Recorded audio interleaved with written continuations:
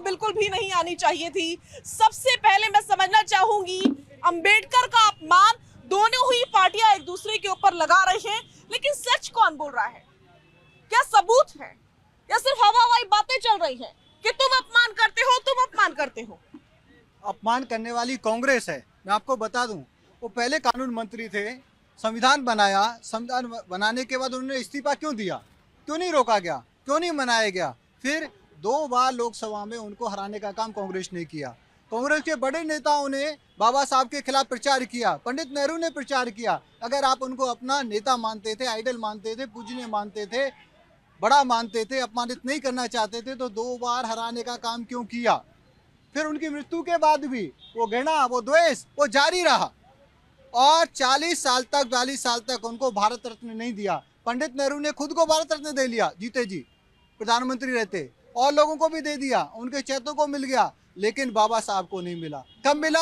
जब भारतीय जनता पार्टी की कोalition सरकार बीपी सिंह साहब की आई, तब मिला, उससे पहले नहीं मिला। और उनका प्रचार प्रसार करने का काम किसने किया? पहले अटल बिहारी वाजपेयी जी ने किया, फिर माननीय मोदी जी ने किया। मोदी जी लगातार 11 साल से बाबा साहब के जो विचार हैं कि हमें समता के साथ चलना है, बराबरी के साथ चलना है, सबका साथ सबका विकास करना है, उसके आधार पर सरकार चला रहे हैं। आज इंटरनेशनल कन्वेंशन सेंटर भी दिल्ली में है, जहां बाबा साहब के उन्होंने काम किए थे, इंपॉर्टेंट काम। हर जगह लाइब्रेरी है, हर जगह उनका मूर्ति बनाई गई है, भव्य मूर्ति बनाई गई ताकि लोग उनको याद कर सकें। 14 अप्रैल को भव्यता के साथ मनाया जाता है। 125वीं जयंती बाबा साहब की धूमधाम से अंतर्राष्ट्रीय स्तर पर मनाई गई। ये सारे काम क्योंकि हम उनको मानते हैं, हम दिल से मानते हैं और उनके विचारों को अपनी गवर्नेंस में अप्लाई कर रहे हैं। वहीं कांग्रेस आज जब फंस गई है तो बाबा साहब का नाम ले रही है, वो संविधान का नाम ले रही है। ये वही कांग्रेस है जिसने संविधान को सस्पेंड किया। ठीक है, ठीक है।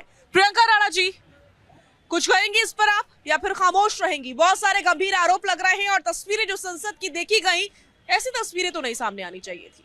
ये दुखद है, किसी को भी चोट लगे, किसी के साथ भी हाथापाई हो, कभी भी संसद के अंदर इस तरह का मंजर कोई भी नहीं चाहेगा कि इस देश के अंदर हो। आरोप राहुल गांधी के ऊपर लग रहे हैं। देखिए, आरोप प्रत्यारोप तो लगते रहेंगे। अब पार्लियामेंट में राहुल गांधी कह रहे हैं कि हम एंट्री पे अगर हमारे सामने खड़े हो जाएंगे तो हम एंट्री, हमारा हक है अंदर जाने का, तो आप रोकेंगे। और अंबेडकर अंबेडकर अंबेडकर इतनी बार कहोगे, इससे अच्छा तो भगवान का नाम ले लेते तो स्वर्ग पहुंच जाते। इस तरह की अपमानजनक बातें करने वाले आज ये कहते हैं कि हम अंबेडकर का सम्मान करते थे। कह रहे हैं कि जो कांग्रेस है उसने रोका। कॉन्स्टिट्यूएंट असेंबली में लाने वाली कौन सी पार्टी थी मुझे बताइए? बीजेपी, आरएसएस तो तब थी नहीं। तो कॉन्स्टिट्यूएंट असेंबली में लाने वाले, लॉ मिनिस्टर बनाने वाले अंबेडकर जी को कौन सी पार्टी थी?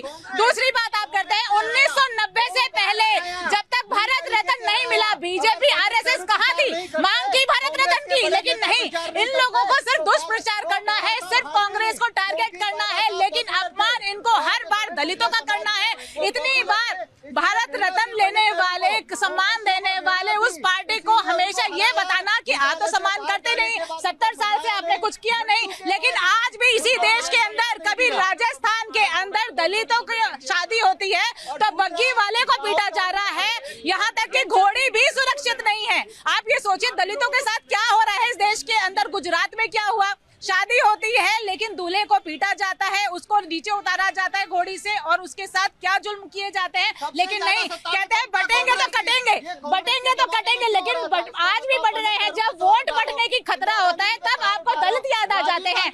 आप मुझे बताइए, राजीव गांधी पे सवाल उठाइए, कांग्रेस पे उठाइए, उससे फर्क नहीं पड़ता, लेकिन दलितों के लिए आप क्या कर रहे हैं? आज उनको हक मिल रहा है कि नहीं मिल रहा है? लेकिन आज संसद में आवाज उठाई जा रही है तो आज आपको कॉन्स्टिट्यूशन याद आ गया। ठीक है, ठीक है, याद आ गए। ठीक है, ठीक है, ठीक है। संजीव जी, क्या वाकई वोट कटने और बटने का खतरा सता रहा है, डर सता रहा है दोनों ही पार्टियों को, इसलिए अंबेडकर अंबेडकर की गूंज चारों तरफ सुनाई दे रही है?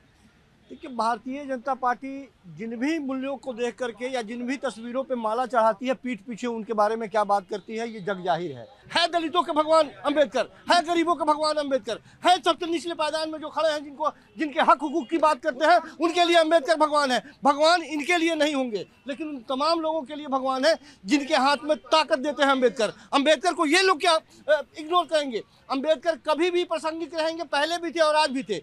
जब वो 1950 में जब वो अपनी किताब लिखते हैं तो किताब में स्पष्ट लिखते हैं कि भारतीय जनता पार्टी की जो आइडियोलॉजी है वो कभी अंबेडकर को फॉलो नहीं कर सकती है। कांग्रेस कोई राजनीति नहीं कर रही है। देखिए, कांग्रेस जो कर रही है, कांग्रेस को उसकी सजा मिल रही है। कांग्रेस को देश की जनता ने क्या सजा दी है सब कोई जानते हैं। तो कांग्रेस अपने नीतियों में परिवर्तन नहीं लाएगी, कांग्रेस अपने करनी का फल भुगतती हुई दिखाई दे रही है। ठीक है स्वाति। बहुत बड़ी बड़ी बातें कर रहे थे, भाजपा महिला विरोधी है, दलित विरोधी है। इस भारतवर्ष में किसी दलित को अगर महामहिम की कुर्सी पे किसी ने बिठाया तो वो भारतीय जनता पार्टी, रामनाथ कोविंद जी।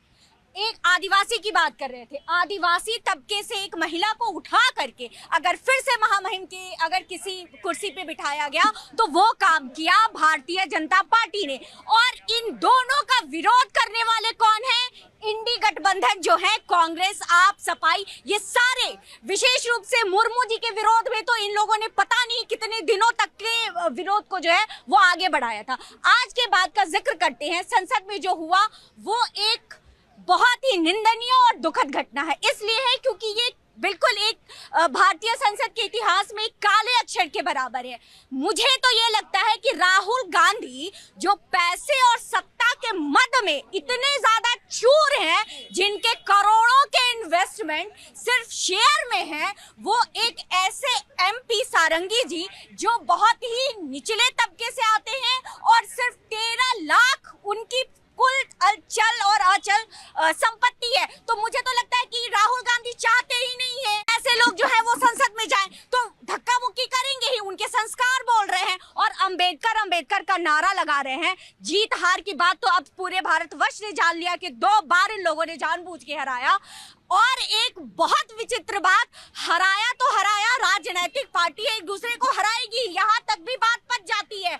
हराने के बाद लेडी माउंटबेटन को पत्र लिखा जाता है नेहरू जी द्वारा और ये प्रशंसा में बताया जाता है कि जीत तो हमें हासिल हुई, लेकिन उससे बड़ी बात सोने पे सुहागा ये कि अंबेडकर को हमने लोकसभा में नहीं जाने दिया। ये रिटर्न प्रूफ है। अब आप लोग बताइए कि कौन अंबेडकर की नीतियों पे चल रहा है और कौन उनका विरोध कर रहा है। ये केवल अंबेडकर जी के अपमान के गूंज को खत्म करने के लिए एक नई कहानी भारतीय जनता पार्टी लेके आई है। ऐसा कुछ नहीं है।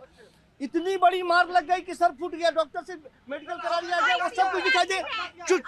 चोटें लगी है, धक्का मुक्की में चोटें लगी है, कहने में कोई गुरेज नहीं है। लेकिन एक सांसद दूसरे सांसद को मारने जाएगा, कमाल की बात कर रहे हैं आप बात को डाइवर्ट करने का प्रयास कर रहे हैं। ऐसा बिल्कुल संभव नहीं है।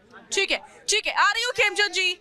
संजय जी हमारे साथ जुड़ चुके हैं। संजय जी, तस्वीरें संसद की सभी ने देखी और सभी को दुख हुआ कि भारत की संसद की ये तस्वीर जो सामने आई है वो बिल्कुल भी कतई सामने नहीं आनी चाहिए थी। गंभीर आरोप बहुत बड़े नेता राहुल गांधी के ऊपर लगे हैं।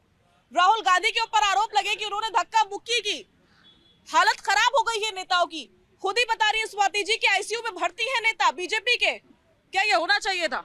नहीं, बीजेपी के नेता भर्ती हैं और संसद की जिम्मेदारी किसके ऊपर है? बीजेपी के नेताओं के ऊपर है। इसका मतलब अभी जो ये बात हो रही है यहाँ पे, मैं तो सिर्फ एक बात जानना चाहता हूँ, आखिर आपको यानी भारतीय जनता पार्टी के लोगों को डॉक्टर भीमराव अंबेडकर से इतनी तकलीफ क्यों है, पीड़ा क्यों है? इसका मतलब ये स्पष्ट रूप से क्लियर हो चुका है कि जो इनका एजेंडा है संविधान चेंज करने का, संविधान को बदलने का, इसलिए क्लियर है कि बाबा साहब अंबेडकर को धीरे धीरे करके ये काटना चाहते हैं। और कल का जो उबाल देखने को मिला है, आप कहते हैं कि हमारी ये बयान नहीं है, तोड़ मरोड़ करके किया गया। तो आलू से सोना निकालो, वो क्या राहुल गांधी का बयान था?